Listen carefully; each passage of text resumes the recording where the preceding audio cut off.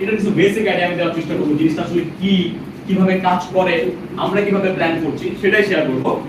Next ফেজের মধ্যে হয়তো যখন আমাদের এই টোটাল রিসার্চ এন্ড ট্রায়ালটা শেষ হবে, তখন হয়তো আমরা আপনাদেরকে বলতে পারবো এটার ফাইনাল আমাদের আউটপুট, দ্যাট ইজ আমরা আপনাদেরকে রিকমেন্ড করতে পারবো কিনা সেই জিনিসটা একদম ট্রায়াল শেষে আসবে। বাট আজকে আমরা বেসিক কিছু আইডিয়া করব। সো আইপিআরএস জিনিসটা কি? ফুল মিনিং ইনপন্ড রেসওয়ে সিস্টেম, অর্থাৎ আমরা পুকুরের মধ্যে এমন একটা এনভায়রনমেন্ট ক্রিয়েট করব যেটা নদীর মতো সদৃশ, বা নদীর মতো, নদীতে কি হয় রেগুলার ফ্লো হয়, রাইট? নদীর ফ্লোতে সবসময় কি হয়, মাছ নদীর ফ্লোয়ের এগেইনস্টে সবসময় দোলাইতে থাকে বা চলতে থাকে। আচ্ছা, খুবই সিম্পল কেস, আমরা পুকুরে মাছ চাষ করি, পুকুরের মধ্যে 2 দিন পর মাছ মরা শুরু হয়, এই প্রবলেম ওই প্রবলেম। বাট নদীর মাছের কথা চিন্তা করেন, ওরা কিন্তু দিব্যি ঘুরে বেড়ায়, এবং ওই ক্ষেত্রে যখন জাল মেরে ওদেরকে মাছ উঠায়, এক একটা কিন্তু অনেক বড় বড় সাইজ, তার মানে তাদের গ্রোথ রেট বা তাদের যে ডিজিজ রেসিস্টেন্সি অনেক বেশি পরিমাণ ভালো। এই কনসেপ্টটাকেই জাস্ট পুকুরের মধ্যে নিয়ে আসার চেষ্টা করা হয়েছে টেকনোলজির মাধ্যমে, যার মাধ্যমে আমরা ট্রেডিশনাল, এই যেটা আমরা অলরেডি বলেছি, এই জায়গার মধ্যে আপনি ট্রেডিশনাল যতটুকু কালচার করবেন 4 থেকে 4 গুণ প্রোডাকশন আমরা বাড়াইতে পারি এই টেকনোলজির মাধ্যমে। ওকে, সো এই আইপিআরএস কক্সবাজারে কেন আসলে আমরা দিয়েছি, মানে কক্সবাজারে ট্রায়াল করেছি কেন? আচ্ছা, তার আগে একটু মেনশন করি, আমরা কি তাহলে শুধু আইপিআরএস নিয়ে কাজ করছি কক্সবাজারে? উত্তর হচ্ছে না। আমরা বলেছি আমরা 10 ইয়ার্স পর অ্যাকোয়াকালচার কই যাবে সেটার একটা সলিউশন বের করতে যাচ্ছি। দ্যাটস হোয়াই আমরা 3টা জিনিস ইন্ট্রোডিউস করেছি।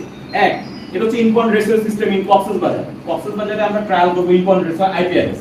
আমরা অলরেডি ময়মনসিংহ এ RAS recirculating aquaculture system in tank, অর্থাৎ বিদেশে দেখবেন ট্যাঙ্কের মধ্যে মাছ চাষ করে না, থাইল্যান্ডে যারা গেছেন বিশেষ করে আপনারা অনেক দেখছেন, ওই ইন্ডিভিজুয়ালি ট্যাঙ্ক বেসের মধ্যে আরএএস অর্থাৎ টোটাল ক্লিনিং এর এবং টোটাল যে এয়ারেশন সিস্টেমটাকে অনেক বেশি ডেভেলপ করার মাধ্যমে আমরা আরএএস ফ্যাসিলিটি ডেভেলপ করেছি ট্যাঙ্ক। এবং এই ময়মনসিংহ এর মধ্যেই আমরা একটা পুকুরের মধ্যে এই যে দুইটা আইডিয়াকে একসাথে করছি, এখানে আইপিআরএস আর একটা বললাম ট্যাঙ্কের আরএএস, দুইটাকে একসাথে করে নাম দিছি ইনপন্ড আরএএস, অর্থাৎ পন্ডের মধ্যেই রিসার্কুলেটিং অ্যাকোয়াকালচার সিস্টেম। তার মানে ওই 3টা জিনিসের আমরা অলরেডি এস্টাবলিশ করেছি, যদি এখনো ট্রায়াল শুরু হয়নি। এবং আরেকটা রিসার্কুলেটিং অ্যাকোয়াকালচার সিস্টেম যেটা হ্যাচারির জন্য আমরা ডেভেলপ করেছি, কারণ হ্যাচারি যদি ডেভেলপ না হয়, ওনার কোয়ালিটি যদি ভালো না হয়, আপনি ফিল পর্যায়ে কখনো বেস্ট আউটকাম পাওয়া সম্ভব না। আর ওইখানে আমাদের ট্র্যাক নাই, মানে আপনি চাইলে হ্যাচারিতে তো কিছু করতে পারবেন না, আপনি তো পোনা পাইতেছেন। সেটা ডেভেলপ করার জন্য আমরা সেখানেও রিসার্কুলেটিং অ্যাকোয়াকালচার সিস্টেম ইন্ট্রোডিউস করেছি। তার মানে কক্সবাজার, ময়মনসিংহ, পটুয়াখালী, বাংলাদেশের মেইন যে হাবগুলা, সেই হাবগুলার মধ্যে আমরা 3টা টেকনোলজি বানাচ্ছি, এবং আমরা আফটার এই সবগুলা শেষ হওয়ার পর আমরা ডিসকাশন করতে পারবো এই 3টার মধ্যে কোনটা বাংলাদেশের জন্য ফিজিবল কিংবা বেশি ভালো হবে। আমাদের টার্গেট স্পিসিস অলরেডি তেলাপিয়া নিয়ে আমাদের কাজটা শুরু হয়ে গেছে, এবং আমাদের টার্গেট হচ্ছে আমরা এখানের মধ্যে কোরাল চাষ করব, অর্থাৎ এই কম জায়গার মধ্যে 4 গুণ প্রোডাকশন করতে পারছি। তার মধ্যে যদি ভ্যালুয়েবল স্পিসিস করতে পারি যেটা দাম বেশি, কোরাল করতে পারি, চিংড়ি করতে পারি, যদিও চিংড়ি আমরা এখন ট্রায়ালে যাচ্ছি না, কোরালের কথা বলছি।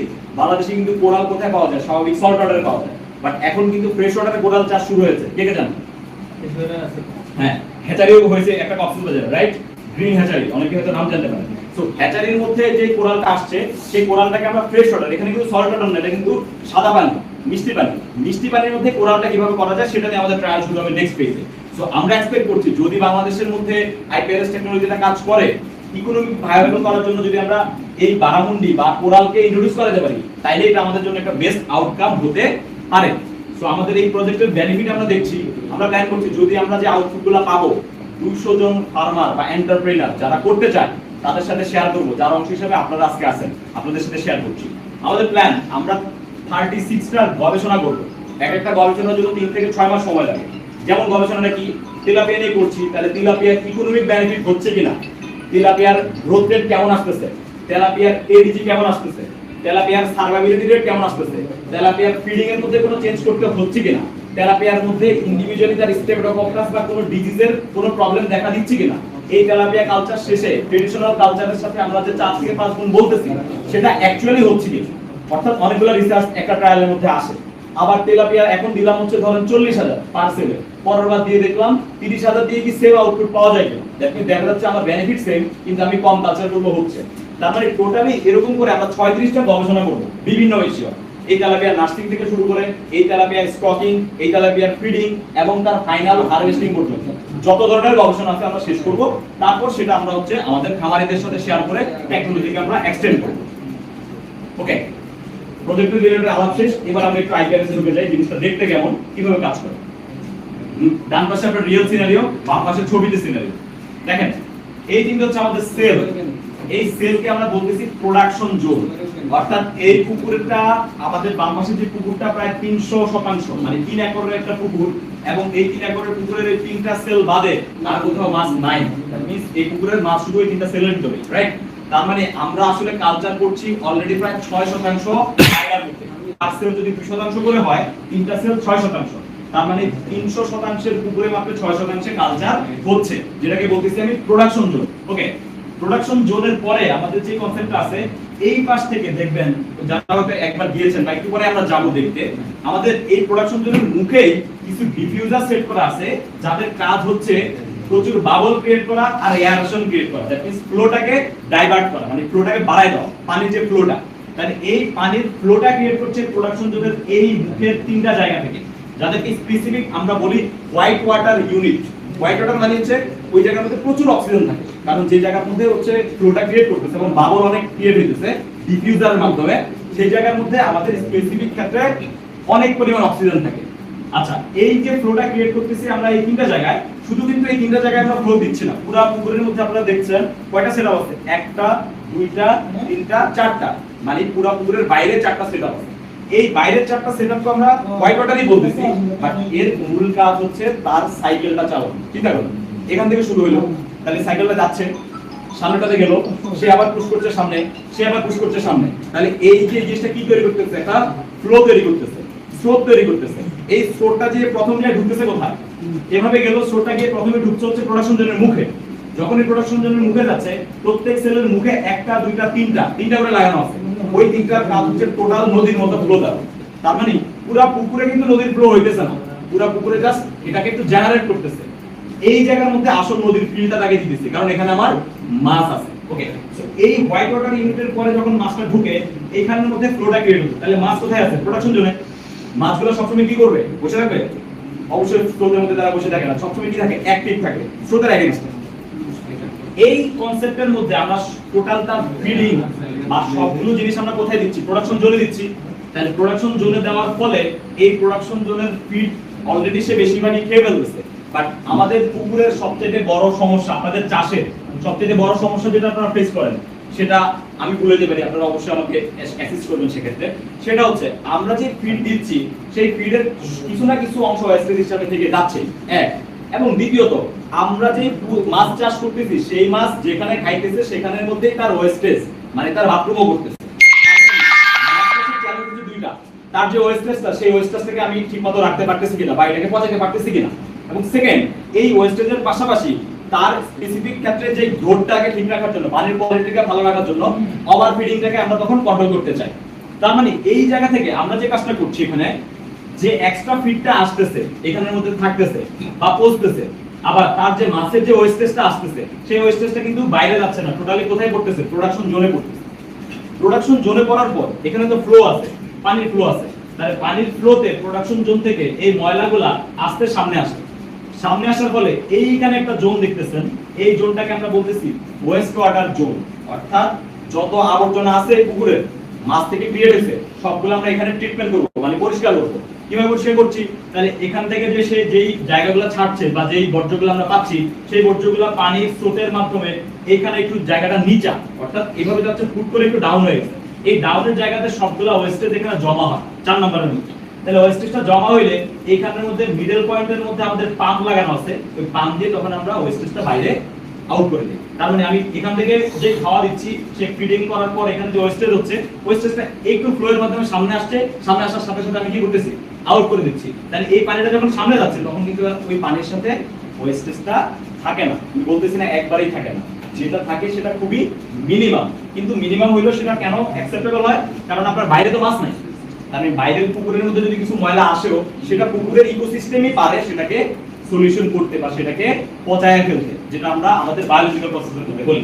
ওকে, সো আমি যদি একটু আরো প্রিসাইজলি ব্যাপারটা দেখি, দেখেন পুরোটা পুকুর আছে, এই পুকুরের মধ্যে আমরা টোটাল 1টা 2টা 3টা 4টা, যেটা দিয়ে আমরা কি করতেছি, ফ্লো করতেছি পুরো পুকুরের মধ্যে। এই ফ্লো করার পরে এই তিনটা হচ্ছে আমাদের রেস হয়, এই রেস হয় যেখানে আমরা মাছ দিচ্ছি। এই ইনিশিয়ালি এই তিনটা জায়গার মধ্যে হচ্ছে গিয়ে তাকে ওই স্রোতটা জেনারেট করার জন্য এটাকে আমরা বলি ডিফিউজার, প্রচুর ডিফিউজার দিয়ে দিছি এবং এই তিনটা সেলের চারো পাশে আলাদা করে এয়ারেশন পাইপ লাগানো আছে। অর্থাৎ ওই যে আমরা বটম এয়ারেশন দেখেন নাই মাঝে মাঝে একদম নিচ থেকে যে বুদবুদ থাকে আলাদা করে, সো ওই হ্যাচারি যে এয়ারেশন গুলো বেশিরভাগ দেয় সেই এয়ারেশন গুলো আমরা টোটাল রেসওয়ের চারপাশে হচ্ছে অলরেডি দিয়ে দিছি। তার মানে এখানে ফ্লো এর মাধ্যমে অক্সিজেন ক্রিয়েট হচ্ছে, জেনারেট হচ্ছে, আবার এয়ারেশনের মাধ্যমে এক্সট্রা অক্সিজেন জেনারেট করতে পারতেছি। কোশ্চেন ইজ এখানে তাহলে প্রিন্সিপালটা কোথায়? মূল ব্যাপার হচ্ছে আমরা যখন পুকুরে মাছ চাষ করি আমরা কেন আসলে 250 জায়গায় 500 দিতে পারি না? বড় প্রবলেমটা কি হয়? স্টকিং যদি বেশি আপনারা সবসময় বেশি কি জিনিস ফেস করেন? যদি ধরেন মাছ 250 জায়গায় 350 দিয়ে দিচ্ছেন, প্রবলেম কি হবে বেশিরভাগ? মর্টালিটি বেশি, গ্যাসের প্রবলেম, অক্সিজেনের প্রবলেম। মেইন প্রবলেম হচ্ছে মাছ হঠাৎ করে সকালে এসে মাছ শুরু করে দিচ্ছে, অক্সিজেন হুট করে ফল করে দিয়ে শুরু করে দিচ্ছে, ওটা পাশে অক্সিজেন ডিব্বা নিয়ে বসে আছে, শুধু অক্সিজেন দিয়ে কোনো রকম তখন সলভ করার চেষ্টা করা হচ্ছে। মেইন কনসেপ্ট হচ্ছে আসলে আমরা যদি একটা জায়গায় বেশি পরিমাণ স্টকিং দিতে চাই, মেইন প্রিন্সিপাল হচ্ছে সেখানে অক্সিজেনেশনটা হচ্ছে সবচেয়ে হাইয়েস্ট লেভেলে থাকতে হবে। কারণ তার এনভায়রনমেন্টে যে পরিমাণ অক্সিজেন দরকার, সলিউবল অক্সিজেন দরকার, সেটা তো একটা নির্দিষ্ট পরিমাণ মাছের জন্য নির্দিষ্ট, মানে সেটা করতে পারবে এনভায়রনমেন্টে। তার চেয়ে বেশি যদি আমি তখন দিতে পারি তখন সেখানে আমি হাই স্টকিং দিতে পারি। তাহলে আমরা এই কাজটাই করছি কেন? এয়ারেশনটা দিয়ে এখানে বেশি পরিমাণ অক্সিজেন জেনারেট করতেছি, যার মাধ্যমে স্টকিংটা আমি অনেক বেশি দিতে পারতেছি। যেখানে 6% মধ্যে আপনি পুকুরের মধ্যে যত দিবেন তার থেকে কিন্তু এখানে প্রায় 50 থেকে 100 গুণ 6% হিসেবে দিচ্ছি, আর টোটাল পুকুর হিসাবে সেটা হয়তো 5 থেকে 6 গুণ বেশি স্টকিং দিচ্ছি। এটা নিয়ে একটু পরে আলোচনা করছি, কত করে স্টকিং দিব, কিভাবে স্টকিং করব সেটা নিয়ে একটু পরে আলোচনা করছি। সো এই জোনটার মধ্যে এটা শেষে হচ্ছে আমাদের কি জোন? এটাকে বলতেছি ওয়েস্টার্ন জোন বা আমরা ওয়েস্ট ট্রিটমেন্ট। মানে এখানে আসার পরে আমরা টোটাল ময়লাটা পরিষ্কার করে ফেলতেছি, আর এখানে একটা মাথা বাইরে আছে, ওই যে মাথাটা দেখতে পাচ্ছেন ওয়াল, এটাকে আমরা বলতেছি বাফেল ওয়াল।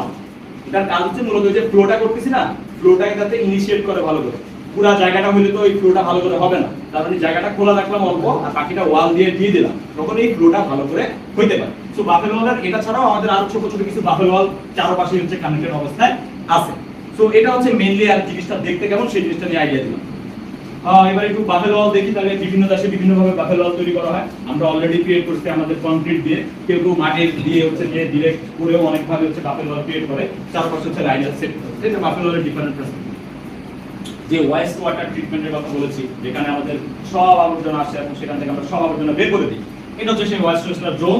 এই ওয়েস্ট ওয়াটার জোনের মধ্যে আমাদের মেশিন লাগানো আছে পাম্প, এই পাম্পের মাধ্যমে এই যে আমাদের ওয়েস্টগুলো বের হয়ে যাচ্ছে, তো ওয়েস্টেজগুলো কিন্তু একটা সারের মতো, জৈব সারের মতো, সেগুলো আমরা আবার বিভিন্ন এগ্রিকালচারাল জায়গায় ইউজ করতে পারি। দ্যাট মিন্স আমাদের যে সবজি বা আমাদের ধানের সেই প্রোডাকশনের মধ্যে ইউজ করতে পারি, সেটা কিন্তু খুব ভালো কাজে দেয়। এটা হচ্ছে টোটাল সেলের জিনিসটা সাইজ এবং দেখতে কেমন। আমরা একটু খেয়াল করি, টোটাল এক একটা সেলের স্পেসিফিক সাইজ হচ্ছে 220 মিটার কিউব, অর্থাৎ এক একটা সেলের এরিয়া হচ্ছে 220 মিটার কিউব। তার মানে ইন্ডিভিজুয়ালি টোটাল এই পুকুরের মধ্যে আমি যতটাই সেল দিব, মাছের 220 মিটার কিউবকে ক্রস করতে পারবে না। কয়টা সেল দিব সেটা নিয়ে পরে আলোচনা আসবে। সো এটা হচ্ছে আমাদের তিনটা সেল 220 মিটার কিউবের। এখান থেকে হচ্ছে আমাদের যে এয়ারেশন জোনটা ক্রিয়েট হয় বা ডিফিউজার দিয়ে ফ্লোরটা ক্রিয়েট হয়, আর এই যে আমি আপনাকে বলছি ওয়েস্টেজ জোন একটু নিচা, আর এই যে একটু একটু বাদ দেওয়া, তার মানে এখানে ওয়েস্টেজটা প্রথম এখানে আসে, কিছু ওয়েস্টেজ হয়তো এটা ক্রস করে পরেরটাতে আসে, তখন এই টোটাল ওয়েস্টেজটা আমরা এখান থেকে পাম্প করে বাইর করে দিচ্ছি। তার মানে আমাদের পুকুরের মধ্যে যে মেইন প্রবলেম, আমার যে ওয়েস্টেজের প্রবলেম, সেটাকে আমরা সলভ করতে পারছি এই টেকনোলজির মাধ্যমে। ওকে, এইবার কোশ্চেন হচ্ছে তাইলে এখানে তিনটা কেন দিলাম? 3 একরের পুকুরে 3টা কেন দিলাম? 5টাও দিতে পারি বা 2টাও দিতে পারি, একটাও দিতে পারি।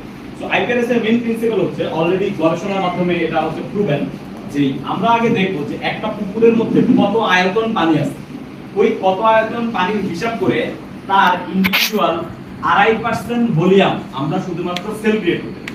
অর্থাৎ আপনার পুকুরে যে পরিমাণ পানি আছে তার 2.5% পানি যতটুকুর মধ্যে থাকতে পারে সেটা হিসাব করে আমরা সেল হিসাব করতে পারি। দেখেন একটা হিসাব দেখেন, যেমন একটা পুকুর বলছে, ধরেন আমাদের পুকুর হচ্ছে 40,000 মিটার কিউবের পানি আছে একটা পুকুরের মধ্যে। 40,000 মিটার কিউবের পানির 2.2% হচ্ছে 880 মিটার কিউব। তাহলে আমি একটু আগে বলছি এক একটা সেল কত মিটার কিউবের? 220 মিটার কিউব। তার মানে এই 2.5% এর 2.2% যদি 880 হয়, তাহলে 220 দিয়ে যদি ভাগ দেই কতটা পাই আমরা? 4টা সেল পাই। তার মানে 220 করে যদি 4টা গুণ করি তাহলে 880 আসে। তার মানে আমরা এই পুকুরের মধ্যে 4টা সেল ইনস্টলমেন্ট করতে পারবো। ওকে, মিটার কিউব হিসাবটা মনে হয় অনেকের একটু বুঝতে সমস্যা হচ্ছে। আমি যদি একরে বা শতাংশে বলি, আমাদের এটা কয় শতাংশ? 3 শতাংশ, সরি 300 শতাংশ, মানে 3 একর। 3 একরে দিছি 3টা, তার মানে আমরা পার একরে একটা করে সেল ইন্ট্রোডিউস করাতে পারি। কিন্তু প্রশ্ন হচ্ছে তাহলে এক একরে কি একটা সেল দিতে পারবো? দিতে পারবে, কিন্তু এটা ইকোনমিক্যালি আপনি ভায়াবল করাটা আপনার জন্য খুবই কষ্ট হয়ে যাবে। কারণ আপনি একটা সেল আর এক একর পুরো যে ইনভেস্টমেন্ট করবেন, ওই পুকুরটাই 2 একর বাড়াইতে এবং সেল করতে কিন্তু খরচের খুব একটা ডিফারেন্স হবে না। সেক্ষেত্রে প্রোডাকশনের সাথে আপনার আউটপুটটা আমার একটু টাফ হয়ে যাবে। সো দ্যাটস ওয়াই আমরা সাজেস্ট করি মিনিমাম যদি কেউ করতে চায় সেক্ষেত্রে 3টা সেল নিয়ে শুরু করতে। সেই ক্ষেত্রে তার প্রত্যেক একর পুকুরের জন্য একটা সেল হিসাব করে, তার পুকুর যত, ধরেন আপনার পুকুর 10 একর, তাহলে আপনি কয়টা সেল করতে পারবেন? 10টা, কারণ পার একরের মধ্যে আমি একটা সেল ইন্ট্রোডিউস করতে পারছি। সো অলরেডি আমরা 3 সেল দিয়ে শুরু করেছি।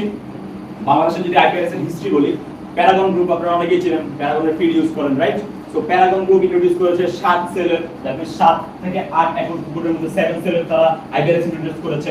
প্রাণ আরএফএল ইন্ট্রোডিউস করেছে প্রায় 10 সেলের আইপিআরএস। বগুড়াতে ইন্ডিভিজুয়াল আপনাদের মতো একজন খামারি উদ্যোগ নিয়েছে, তিনিও 5 সেলের একটা আইপিআরএস করেছেন। সো এটা বাংলাদেশের মোটামুটি এই কয়েকটা হিস্ট্রি এখন পর্যন্ত। প্যারাগনটা শ্রীমঙ্গল, গাড়িটাও শ্রীমঙ্গল। সো আইপিআরএস এর মোটামুটি হাফ একটু শ্রীমঙ্গলের চেয়ে একটু বেশি। যদিও শ্রীমঙ্গলে একটু প্রবলেম হচ্ছে, মাছের দাম অনেক কম সাদা মাছের, সেক্ষেত্রে একটু ভাইরাল করাটা একটু টাফ হয়ে যাচ্ছে ওদের জন্য, যতটুকু আমাদের কাছে ইনফরমেশন আছে। সো আমরা এখান থেকে ক্যালকুলেশন করতে পারি আমরা কয়টা সেল আমরা ইনস্টলমেন্ট করতে পারবো। ওকে, সো এবার কোশ্চেন হচ্ছে তাহলে আমরা যে এখানে হাই প্রোডাকশন করব, তাহলে হাই প্রোডাকশনের মেইন গোল হচ্ছে এখানে অবশ্যই স্টকিংটা খুব হিসাব করে দিতে হবে। কারণ আপনি যদি স্টকিং এর উপর ডিপেন্ড করেন আপনি আসলে কত মাছ হারভেস্ট করতে পারবেন, এই হিসাবটা আমরা কিভাবে করি বা কিভাবে করছি, আমাদের প্ল্যানটা আমরা শেয়ার করছি। আমি কিছু কেস নিয়ে আসছি, চায়নাতে কারা কিভাবে করে, ভিয়েতনামে কিভাবে করে, মিশরে কিভাবে করে, থাইল্যান্ডে কিভাবে করে, বা এগুলো হচ্ছে অলরেডি প্রুভেন যে তারা করছে। আর আমরা কিভাবে করি পরে বলছি। দুইটা জিনিস আপনি করতে পারেন আইপিআরএস এর মাধ্যমে, যেটা আপনারা বুঝেন, একটা হলো নার্সিং আর একটা হচ্ছে গ্রাউট। অর্থাৎ তেলাপিয়া নার্সিং করে আপনি পোনাও সেল করতে পারেন, সেটাও হতে পারে, অথবা ওই তেলাপিয়ার একটু আগে আলাদা করে নার্সিং করে বড় করে তারপরে দিয়ে তার থেকে মার্কেটেবল সাইজ করে সেল করছে, অর্থাৎ দুটো হতে পারে। জিনিসটাকে দুইটা ভাবে নাম দিচ্ছে, একটা হচ্ছে গ্রো আউট, অর্থাৎ এটাকে বড় দিয়ে বড় করবেন। তেলাপিয়া দিলে 45 গ্রামের তেলাপিয়া দিলেন, 40 গ্রামের তেলাপিয়া দিলেন। আবার স্টকার ডেভেলপমেন্ট, তার মানে এই ক্ষেত্রে আমি কি করব, স্পেসিফিক ক্ষেত্রে আলাদা করে এই পোনাটার মানে ওই যে আমরা যে ছোট ছোট পোনা ডেভেলপ করব, 5 থেকে 6 গ্রাম 10 গ্রামের পোনা ডেভেলপ করব। সো আমরা যদি দুইটা কেস দেখি, তেলাপিয়া আর হচ্ছে গ্রাস কাপ। গ্রাস কাপের একটা হিসাব দেখি, চায়নাতে যেটা হইছে, তারা গ্রো আউট স্টেজের মধ্যে, মানে আইপিআরএস একটা মজার বিষয় আছে। মজার বিষয় হচ্ছে আপনি আগে প্রোডাকশন প্ল্যান ঠিক করবেন যে আপনি কত প্রোডাকশন করতে চান, যে পার সেলের মধ্যে বা পার মিটার কিউবের মধ্যে আপনি কত প্রোডাকশন করতে চান, এটা আগে আপনি ঠিক করবেন। ওইটা ঠিক করার পর ওই ক্যালকুলেশন থেকে বের করতে হবে আমি যদি এত অ্যাচিভ করতে চাই তাহলে আমাকে কত স্টক করতে হবে। যেমন চায়নাতে প্ল্যান করছে ওরা পার মিটার কিউবে 150 কেজি প্রোডাকশন করবে পার মিটার কিউবে। দ্যাট মিন্স আমাদের যদি ওই সেলটার হিসাব করি 220 মিটার কিউব সেল, তাহলে গুণ দিতে পারেন 220 ইনটু 150, তার মানে পার সেলে এই পরিমাণ মাছ তারা প্রোডাকশন টার্গেট ধরেছে। কেউ কি গুণ দিয়েছেন? 220 ইনটু 150 কত হয়? 33 টন। তার মানে একটা সেলের মধ্যে 33 টন প্রোডাকশন করবে। ইমাজিন ওই একটা সেল মানে শুধু 2% ওই জায়গাটাতে, ওইখানে 35 টন মাছ প্রোডাকশনের টার্গেট করতে চায় না। এই টার্গেট করে তারা কি করছে, এই প্ল্যান করছে যে এরপরে সেকেন্ড প্ল্যান হচ্ছে আমরা হিসাব করতে হবে কত কেজি হলে মাছটা 150 কেজি যদি হয় 35 টন, এর বেশি ক্রস করলে কিন্তু এই ক্যাপাসিটি আর থাকবে না, তখন মাছ কিন্তু মারা যাওয়া শুরু হবে। তার মানে আপনি হিসাব করতে হবে আমার এক একটা মাছ যদি 2.2 কেজি করে হয় তখন পার মিটার কিউবে 150 কেজি হবে, আর তখন টোটাল ওই সেলে 33 টন মাছ হবে। তারপরে তখন আমি এই মাছটা ধরে দেব। তার মানে আমি প্রথম প্ল্যান করলাম যে আমি কত কেজি প্রোডাকশন করতে চাই এক সেলে। সেকেন্ড প্ল্যান করলাম তাহলে ওই প্রোডাকশন করতে হলে আমাকে কত কেজি পর্যন্ত বানাইতে হবে। থার্ড এবার প্ল্যান করব এই তত কেজি বানানোর জন্য আমাকে আসলে কত স্টকিং করতে হবে, রাইট? সো এটার জন্য আমরা যদি ধরি আমাদের পার প্রোডাকশন জোন হচ্ছে 220 মিটার কিউব করে, আমরা যদি 90% সার্ভাইভাল রেট ধরি ইন্ডিভিজুয়ালি, তখন এই পুকুরের মধ্যে 16,667টা হিসাব করে যদি আমরা ক্যালকুলেশন দেখি স্টক করব কত, তার মানে স্টকের ক্ষেত্রে সেই মানটা এভারেজ 16,000 মাছ তখন আমাকে একটা সেল 16,000। এটা হচ্ছে শুধুমাত্র গ্রাস কাপ। গ্রাস কাপের ক্ষেত্রে আমরা 16,000 মাছ দিতে পারি যদি ডেট 4 ফিট 5 ফিটের থেকে 6 ফিটে থাকে ওই ইন্ডিভিজুয়ালি।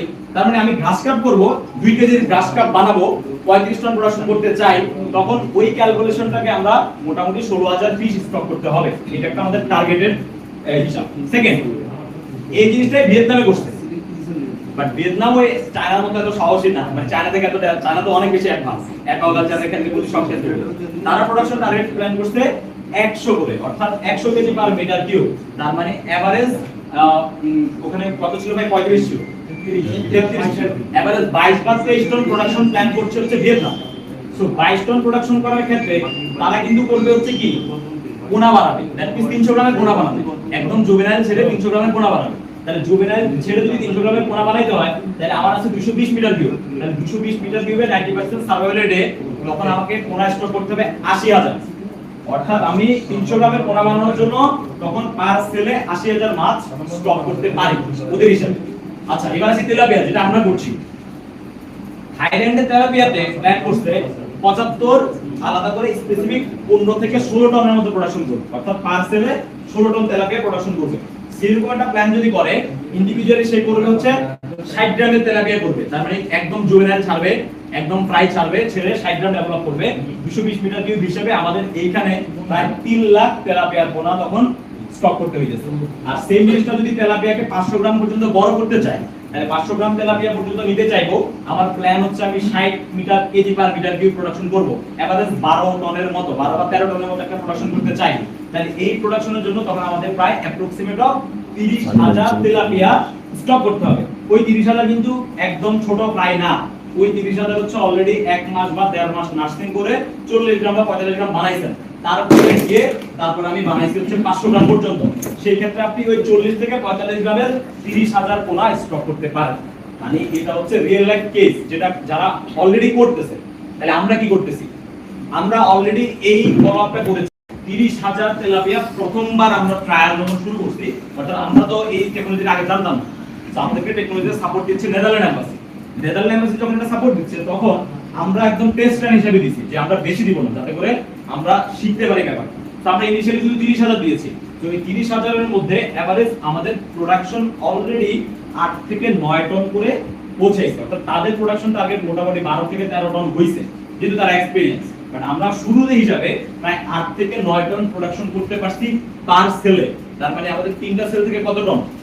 3 9 27 বা 25 থেকে 27 টনের মতো একটা প্রোডাকশন আমরা ফার্স্ট ট্রায়ালে টোটাল সবকিছু ইকুইপমেন্ট ম্যানেজ না করে শুধুমাত্র ইনিশিয়াল আমাদের টেস্ট রান হিসাবে আমরা এটা অ্যাচিভ করতে পারছি অলরেডি। এবং আমাদের টার্গেট হচ্ছে এই বছর এখন যেই মাস্টার স্টক আছে, এটা আপনারা দেখবেন, এটা অলরেডি আমরা 40,000 স্টক করছি, তার মানে 10,000 বাড়াইছি। এবং আমাদের এইবার প্রোডাকশন টার্গেট 12 থেকে 13 টন পার সেলে আমরা প্রোডাকশন করব, তার মানে 3 12 36 টন প্রোডাকশন করব আমাদের টার্গেট এই পুকুর থেকে উইদিন 3 মান্থের মধ্যে। টোটাল আমাদের প্ল্যান হচ্ছে আমরা 4টা সাইকেল চালাবো। এখানে একটা অ্যাডভান্টেজ আছে, অনেকেই বলছেন আমরা এখানে প্রজেক্ট করছি, এখানে তো ঢোকার জায়গা নেই, অনেক বড় প্রবলেম। সেখানে দুটো অ্যাডভান্টেজ আছে। এক, এখানে ল্যান্ড অনেক কম পাবেন। একটু আগে আমি আসার সময় তামরির ভাই আমাকে বলতেছিল যে মাছ চাষে এখন লাভ করতে হলে এখন বড় যে সমস্যা, আপনাকে কম টাকায় পুকুর নিতে হবে বা আপনার নিজের পুকুর হইতে হবে। এই ক্ষেত্রে সেটা এখানে অ্যাফোর্ডেবল ফার্স্ট। এবং সেকেন্ড অফ অল, এখানে এনভায়রনমেন্ট, এখানে এনভায়রনমেন্টের প্রবলেম ওইটা, অ্যাডভান্টেজ ওইটা। প্রবলেম ইজ এখানে অনেক বেশি গরম, দ্যাটস ওয়াই টেম্পারেচার ফ্লাকচুয়েশনের জন্য মাছ মারা যায়। এটা যেমন সত্য, গরম হওয়ার কারণে এখানে কখনো শীতকাল আসে শুধুমাত্র 1 মাস, তার মানে আপনাদের শীতকালে মাছ গ্রো হয় না, কারণ সে তখন ফিডিং অফ করে দেয়। এখানের মধ্যে ফিডিং অফ হয় না তার 12 মাসে 1 মাসও, কারণ এখানে ওই লেভেলে শীত পড়ে না। মূল ব্যাপারটা হচ্ছে আপনাদের এলাকাতে যে অফ সিজন থাকে নভেম্বর ডিসেম্বর জানুয়ারি বা ফেব্রুয়ারি একটা সময়, এখানে অফ সিজন বলতে কিছু অফ সিজন বলতে সবসময় টেম্পারেচার হাই থাকে, সবসময় মাছ খাবার খায়, মাছ বড় হয়। মানে শীতকালের জন্য আরো ভালো হচ্ছে, তখন অ্যাফোর্ডেবল টেম্পারেচার থাকে আমাদের জন্য, মাছও তখন পারফরম্যান্স ভালো থাকে খাওয়ার জন্য। দ্যাটস ওয়াই আমরা প্ল্যান করছি কারণ আমরা 4টা সাইকেল চালাবো, প্রত্যেক 3 মাসে একটা সাইকেল। ইনিশিয়ালি আমরা বাইরে আমাদের 3টা পুকুর আছে, ওখানে আমরা আগে ভাগে হচ্ছে ফ্রাই স্টক করে নাস্টিং করে ফেলবো, 40 গ্রাম হইলেই ট্রান্সফার করে দিব ওইভাবে। তো ওইভাবে আমরা প্রোডাক্টের প্রোডাকশন প্ল্যান সাজিয়েছি। এটা হচ্ছে টোটালি কিভাবে আমরা স্টক করতে পারি, এবং আমি মিনিমাম একটা প্রোডাকশন আইডিয়া দিলাম আমাদের প্ল্যানে। এবার দেখি তাহলে তো স্টকিং করলাম, তাহলে আসলে এটা রিয়েলিটি কেমন, কত টন প্রোডাকশন করছে অলরেডি অন্যরা, বা ইয়ারলি যদি হিসাব করি রিটার্ন অফ ইনভেস্টমেন্ট কেমন হইতে পারে, ইয়ারলি প্রোডাকশন কেমন হয়, সেটা একটা হিসাব। এটা একটা কেস, এটা হচ্ছে চায়নার একটা কেস অলরেডি। আমাদের কেসটা পরে বলছি, অলরেডি আমি শেয়ার করে ফেলছি, তারপর আমাদের কেসটা আবার অর্গানাইজ করে বলবো। ওদের হচ্ছে 4টা সেল, 4টা সেলে 220 মিটার কিউব করে 4টা সেল। পার সেলের মধ্যে ওরা স্টকিং করছে 38,000 করে, তার মানে আমাদের ধরতে পারি আবার 15 টনের মতো একটা প্রোডাকশন প্ল্যান তারা ধরছে। সো ইনিশিয়াল ওয়েট 15 টন যদি প্রোডাকশন টার্গেট ধরি, তখন আমরা হিসাব করতেছি হচ্ছে পার মিটার কিউবে কত কেজি পড়ে, সেটা হিসাব করে ফেললে আমরা বের করে ফেলতে পারবো আমাদেরকে কত মাছ দিতে হবে। যেমন এখানে দিল তারা 38,000, কত গ্রামে দিল?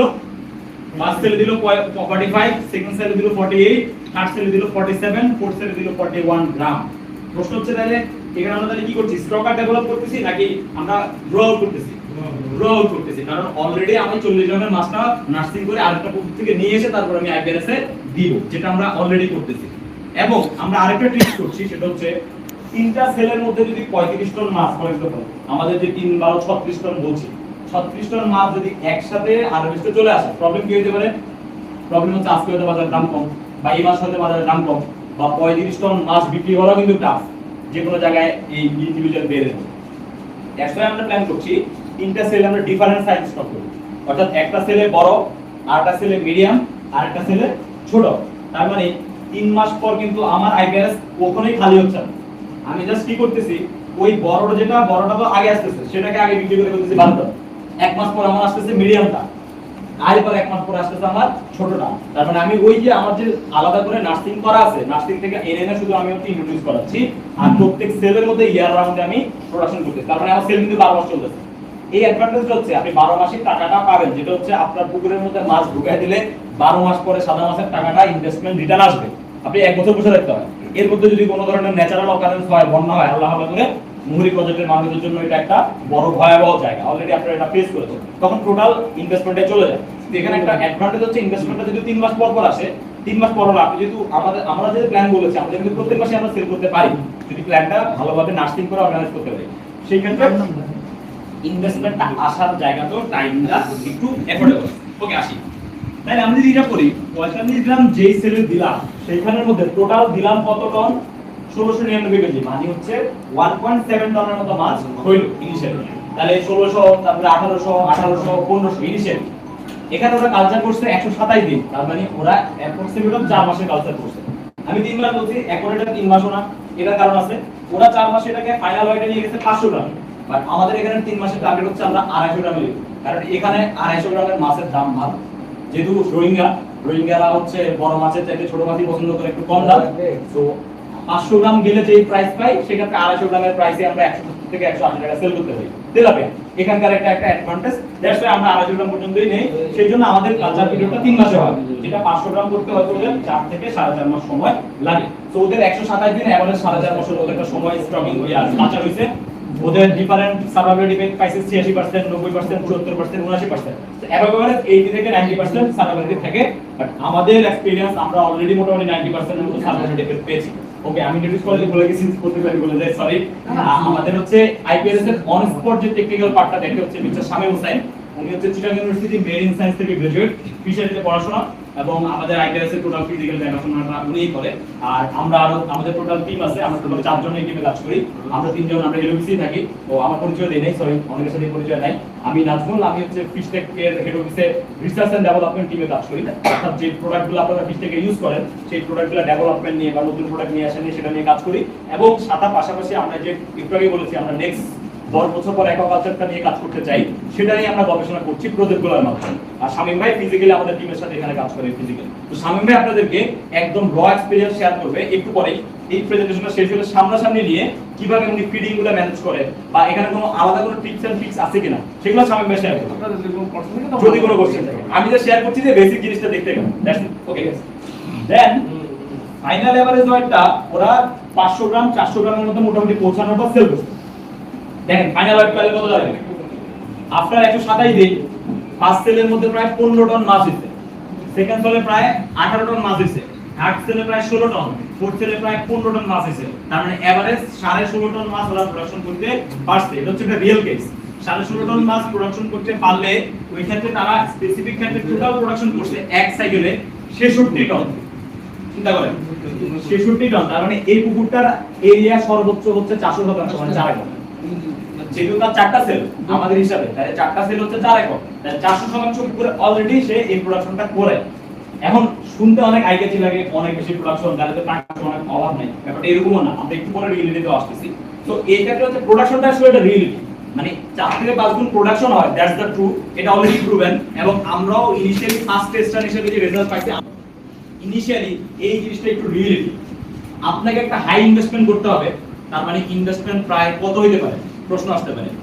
অ্যাপ্রক্সিমেট অফ 1.5 কোটি টাকা এই বাম পাশের প্রজেক্টটা। বড় চ্যালেঞ্জ। সেকেন্ড চ্যালেঞ্জ, শুধুমাত্র 1.5 কোটি টাকা ইনভেস্টমেন্ট করলে হলো না, এখানের মধ্যে বড় কষ্ট হচ্ছে ইলেকট্রিসিটি, কারণ রেগুলার সবগুলা অপারেট করতে দিচ্ছে। দ্যাটস ওয়াই আমরা কি করছি, টোটাল সোলার বেস করে দিয়েছি।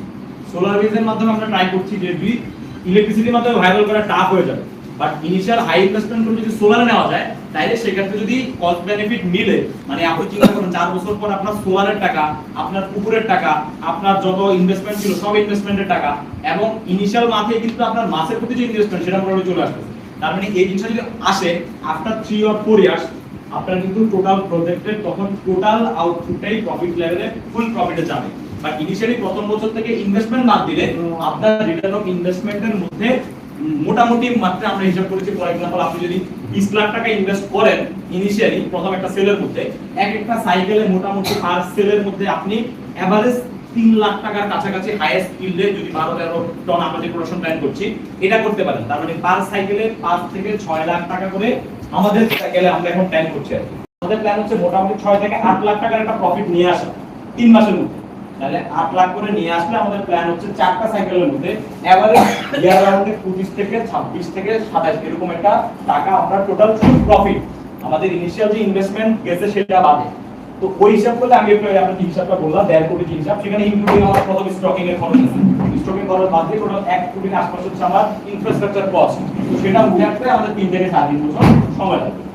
সো তাইলে কনসেপ্টটা হচ্ছে আমি কি আপনাদেরকে ইনফ্লুয়েন্স করছি যে আপনাদের এখনই উচিত আইপিআরএস করে ফেলা, তো আমরা উত্তর বলছি না, এই জিনিসটাই আমরা প্রুভ করতে চাচ্ছি। আমরা যে এই কনসেপ্টটা দেখছি অলরেডি আমরা কিছু জিনিস রিয়েলি দিতে পারছি, হ্যাঁ হচ্ছে, বাট ইনভেস্টমেন্টটাকে আসলে এর মধ্যে ফেরত আসা যায় কিনা এবং প্রফিট মার্জিনটা আসলে ঠিক থাকে কিনা, যখন আমরা মনে হবে এটা ভায়াবল তখনই আমরা আপনাদেরকে ইনফ্লুয়েন্স করব আপনারাও আমাদের সাথে আইপিআরএস করতে পারেন। বাংলাদেশের মধ্যে নেক্সট 10 ইয়ার্স অ্যাগ্রিকালচার ডেভেলপমেন্ট করার জন্য আপনাদের মতো যারা বিগ ফার্মার, যাদের এই সেক্টরে অনেক বড় কন্ট্রিবিউশন আছে, কারণ আপনারাই বাংলাদেশের মাছের যে এত বড় প্রোডাকশন সেই প্রোডাকশনে হেল্প করতেছেন, রাইট? আমি যদি গভর্নমেন্ট অফিসারের কথা বলি, আমি ক্রিটিসাইজ করছি না, তাদের কনসেপ্টের ফিল্ডের সাথে অনেক বড় ডিফারেন্স। প্রাইভেট সেক্টরের মানুষদেরকে হয়তো মানুষ পছন্দ করে না, কিন্তু প্রাইভেট সেক্টরের মানুষরাই কিন্তু বাংলাদেশে এই ফার্মারদের সাথে কাজ করে, সেই প্রোডাক্ট সেল করার জন্য হইলে কাজ করলেও এটা কিন্তু আপনার ডেভেলপমেন্ট হয়, কারণ আপনাদের লার্নিং এর জন্য তাদের একটা ইমপ্যাক্ট আছে, তারা আপনাদেরকে প্রতিদিন এসে শেখাচ্ছে যে আপনি এটা করেন এটা করেন, তো প্রোডাক্ট সেল হইলো অ্যাট লিস্ট এর মাধ্যমে ফার্মাররা ডেভেলপ হয়েছে, দ্যাটস ওয়াই এই অ্যাগ্রিকালচারটা ডেভেলপ হয়েছে। তো এটার আপনাদের একটা বড় রেসপন্সিবিলিটি, আপনারা আশা করি সেই ক্ষেত্রে পরবর্তী ক্ষেত্রে বাংলাদেশের টেকনোলজি আপডেট করবেন। বাইরের পুকুরটাকে একবারই খালি না, মানে বেশি মাছ নাই বাট অল্প স্বল্প মাছ আছে, কোন মাছ আছে তাহলে তো এখানে ফিট দিতে পারতেছি না বাইরে, তাহলে এমন কিছু মাছ আছে যারা ফিট ছাড়া কালচার করতে পারি, যারা হচ্ছে প্ল্যাঙ্কটন খায়, রাইট? আপনারা চিনেন ব্রিগেড ক্রাব আছে, আমাদের গ্রাস কার্প আছে, যারা মোটামুটি খুব বেশি ফিডিং এর উপর ডিপেন্ডেন্ট না, এই ধরনের কিছু পুঁটি মাছ আছে, সরপুঁটি মাছ আছে, এই ধরনের কিছু মাছ যদি এই মাছটা দেওয়া যাচ্ছে না, সরি এটা অলরেডি মানে ভুলে চলে আসছে, এটা আনকোয়ার মাছ চলে আসছে, সরি। তো ওই যে আমাদের স্পেসিফিক ব্রিগেড বা হচ্ছে গ্রাস কার্প আমাদের বাইরে কিছু স্টকিং করা আছে, এর একটা প্রফিট হিসাব হবে বছর শেষে, যখন টোটাল পুকুরটা রেডি করব তখন হয়তো কিছু জিনিস এখান থেকে পাবো যেটা একটা এক্সট্রা বেনিফিট দিবে সেলার হিসাবে বাইরে। তো আমি বেসিক্যালি কিছু প্রিন্সিপাল আইডিয়া দেওয়ার চেষ্টা করছি, কেমন ইনভেস্টমেন্ট, কেমন প্রফিট হতে পারে, বা ইয়ার রাউন্ডের প্রোডাকশন কত, ট্র্যাডিশনালের তুলনায় প্রোডাকশন কি পরিমাণ বেশি হতে পারে, জিনিসটা চলে আসলে কিভাবে, আছে কি এটাতে, সেই জিনিসগুলো বলার চেষ্টা করছি। এবার আপনাদেরকে ভার্চুয়াল ট্যুরে নিয়ে যাব, এই জিনিসটা আগে কেমন ছিল এখন কেমন হয়েছে এবং গ্রাজুয়ালি কিভাবে ডেভেলপ হয়েছে। এটা দেখতেছেন আমাদের 380% 3 একর একটা পুকুর, যখন আমরা প্ল্যান করছি যে আমরা এই টেকনোলজিটা আমরা ইনিশিয়ালি পুকুরটা রেডি করছি, রেডি হয়েছে, তারপরে হচ্ছে আমাদের কিছু বাইরের টেকনিশিয়ান রয়েছে নেদারল্যান্ড থেকে, আমরা বলেছি অলরেডি তাদের সাথে আমাদের কানেক্টিভিটি রয়েছে, তারা ভিজিট করেছে, তারা আমাদের প্ল্যান দিয়েছে, প্ল্যান দিয়ে আমরা হচ্ছে কনস্ট্রাকশন ফার্স্ট কনস্ট্রাকশন শুরু করেছি আমাদের সেলের কনস্ট্রাকশন, যেহেতু সেলের মেইন কাজ হচ্ছে সেলের ভিতরেই আছে, তো সেলের কনস্ট্রাকশন শুরু হইলো, সেলে রডের ইনস্টলমেন্ট চলতেছে, ঢালাই চলতেছে, ইনিশিয়ালি সেলের নিচের পুরোটা পটটাই হচ্ছে আমাদের ঢালাই করা, ঢালাই চলতেছে, কনস্ট্রাকশন চলছে, কনস্ট্রাকশনের মধ্যে আমরা হচ্ছে বিজি করছি আমাদের রড দিয়ে, এই যে সেল ক্রিয়েট হয়ে গেছে, সেলের চারপাশে দেখতেছেন আমি একটু বলছি যে আমাদের এয়ারেশন পাইপ লাগানো আছে, ওই এয়ারেশন পাইপ লাগানোর জন্য পাইপগুলো আলাদা সেট করা আছে, এই পাইপগুলো থেকে তখন এয়ারেশনের যে বাবলগুলো বা এই পাইপগুলো নিচে পড়ে যায়, সেখান থেকে একটু পরে গেলে দেখবেন তখন ডিফিউজারের মতো আলাদা করে বটম এয়ারেশন হয়। আর এই যে ওখান থেকে আমাদের যখন ইকুইপমেন্টটা সেটআপ শুরু হয়েছে, আমাদের ইকুইপমেন্ট এটা হচ্ছে ব্লোয়ার, এই ব্লোয়ার এখানের মধ্যে ওই যে তিনটা সেলের মাথায় যেটা হচ্ছে ফ্লোটাকে এনহেন্স করে, সেই ফ্লোটাকে বানানোর জন্য যে মেশিনটা কাজ করে সেটা হচ্ছে ব্লোয়ার, আর আমরা যদিও ওই মেশিনটাকে আমরা মাঝে মধ্যে ডিফিউজার ডাকি, যেহেতু হচ্ছে না এয়ার বাবলের মাধ্যমে কাজ করে এগুলো। ওই যে মেশিনারিজ, সেলের মুখের যে মেশিনারিজ গুলা দেখতে কিছুটা এয়ারেটরের মতো দেখতে, যদিও এয়ারেটর না, বাইরে থেকে এয়ার বাবল কালেক্ট করে তারা হচ্ছে এখানের মধ্যে ফ্লোটা ক্রিয়েট করে, যারা কন্টিনিউয়াস কাজ করছে। আমাদের ফিট বিল্ডিং এবং আমাদের একটা ল্যাব করার প্ল্যান আছে এই সাইডে। অলরেডি একটা ট্রেনিং রুম হচ্ছে, ট্রেনিং রুমের মধ্যে আমরা এই তো আমাদের ট্রেনিং রুমটা, যদি ছবিটা আমাদের হেড অফিসের ট্রেনিং রুম। সো এখানে আমরা একটা ট্রেনিং রুম করেছি যাতে আমরা আপনাদের সাথে নলেজ শেয়ার করতে পারি, কাউকে নিয়ে এসে তাদের একটা জায়গায় বসানো যায়, এবং একটা সুন্দর টিভিও সেটআপ করেছি যাতে করে ভালো করে দেখানো যায়। সো এটা হচ্ছে আমাদের ফার্স্ট ট্রায়াল জুলাই 2025 যেটা বললাম, জাস্ট আমরা শেখার জন্য একটা ট্রায়াল রান করি। সো ওই শেখার ট্রায়াল রানটা ইনিশিয়াল শুরু হলো, এন্ড এই টোটাল জিনিসটা আমরা যে ভালো করে করছি তাকে সাপোর্ট করছে আমাদের নেদারল্যান্ড এম্বাসি, তাদেরকে অবশ্যই একটু থ্যাংক ইউ পাওয়ার এই যোগ্য, তারা বাংলাদেশের একটা ডেভেলপমেন্টের পাশে আমাদেরকে হেল্প করছে। শুধু নেদারল্যান্ড এম্বাসি আমাদেরকে ফান্ড করছে, আমরাও ফান্ড করছি, দ্যাট মিন্স এটা কো ফাইন্যান্স। এটা নেদারল্যান্ড এম্বাসি তো চাচ্ছে আমরা যাতে এক্সপোর্টের জন্য তাদেরকে হেল্প করতে পারি, আবার আমরাও প্ল্যান করছি যে এই টেকনোলজিটা আমরা ডেভেলপ করতে পারি। এবং টু বি অনেস্ট, আমরা যদি কোনো টেকনোলজি ডেভেলপ করতে পারি, সেটা আমরা সেল করতে পারবো অ্যাজ এ বিজনেস অর্গানাইজেশন, সেটা হচ্ছে আমাদের প্রফিট। আপনি হয়তো চিন্তা করতে পারেন আমরা কেন এত ভালো মানুষ হয়েছি। সো এই পার্ট থেকে আমাদেরকে হেল্প করতেছে কয়েকটা অর্গানাইজেশন। ফার্স্ট ডিউজ, যারা আমাদের ফিডের অর্গানাইজেশন, যাদের থেকে আমরা ফিড নিয়ে আসলাম। ডিউজ আমাদেরকে, ডিউজের একটা বড় টেকনিক্যাল অংশ আছে, যারা ভিয়েতনামের অ্যাকোয়াকালচার স্পেশালিস্ট, তাদের থেকে আমরা নলেজ নিচ্ছি, তারা আমাদেরকে নলেজের জায়গা থেকে ইনফরমেশন জায়গাতে হেল্প করছে। ভিকন, ভিকন হচ্ছে নেদারল্যান্ডের একজনের নাম, সেই একটা ইউনিক কোম্পানি, যে হচ্ছে নিজেই একটা নাম, নিজেই একটা কোম্পানি, তার মানে একজন নলেজে একটা কোম্পানি, যেটা হচ্ছে ভিকন ওয়াটার সলিউশন। সে হচ্ছে একজন অ্যাকোয়াকালচার ইঞ্জিনিয়ার, যত অ্যাকোয়াকালচারের যত ইঞ্জিনিয়ারিং আছে, মানে ট্যাঙ্ক বানানো, এই সেল বানানো, অ্যাডভান্স অ্যাগ্রিকালচার যত ম্যাটেরিয়ালস আছে সেগুলো নিয়ে এসে ওয়ার্ল্ড ওয়াইড কাজ করে। অস্ট্রেলিয়াতে কাজ করে, তারপরে তানজানিয়াতে কাজ করে, তারপর হচ্ছে আমাদের আফ্রিকান যে অঞ্চলগুলো আছে যেগুলোতে অ্যাগ্রিকালচার ডেভেলপ হচ্ছে সেখানে কাজ করে, ভিয়েতনামে কাজ করে, থাইল্যান্ডে কাজ করে। সে আমাদের সাথে টেকনিক্যাল সাপোর্ট আছে, এবং এই প্রজেক্টটা ইমপ্লিমেন্টেশনের দুইটা, একটা নেদারল্যান্ডের একটা অর্গানাইজেশন আছে লাইভ ইন্টারন্যাশনাল, যাদের বিজনেস অর্গানাইজেশন, এবং লাইভ টেসার পার্টনার, যারা হচ্ছে বাংলাদেশের মধ্যে আমাদেরকে সাপোর্ট দিয়ে থাকে প্রজেক্টটাকে কানেক্টিভিটি করার জন্য। That's all for today. Thank you very much. আমরা কিছু কোশ্চেন নিব, তারপরে ফিজিক্যাল ভিজিটে গিয়ে ফিজিক্যাল যে কোশ্চেনগুলো সেগুলো